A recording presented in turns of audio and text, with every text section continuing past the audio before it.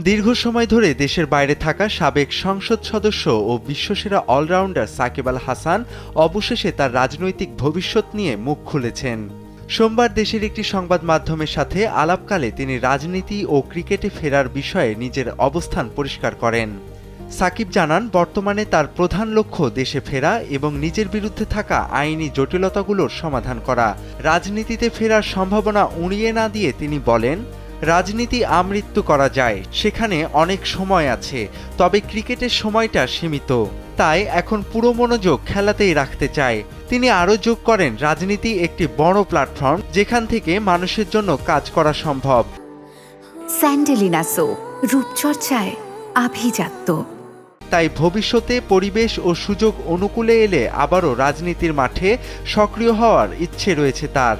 সাকিব আরও জানান, তিনি দেশকে ভীষণ মিস করছেন এবং আইনি প্রক্রিয়াগুলো দ্রুত মিটিয়ে ফেরার চেষ্টা করছেন। 2024 সালের রাজনৈতিক পট পরিবর্তনের পর থেকে দেশের বাইরে থাকা এই তারকা ক্রিকেটার বর্তমানে যুক্তরাষ্ট্রে সপরিবারে অবস্থান করছেন। তার বিরুদ্ধে থাকা মামলাগুলো নিয়ে তিনি আশাবাদী যে শীঘ্রই একটি সম্মানজনক সমাধান আসবে এবং তিনি আবারও মাঠে ও দেশের মাটিতে ফিরতে পারবেন। এই মুহূর্তে ক্রিকেট ক্যারিয়ারকে সুন্দরভাবে শেষ করায় তার প্রথম অগ্রাধিকার।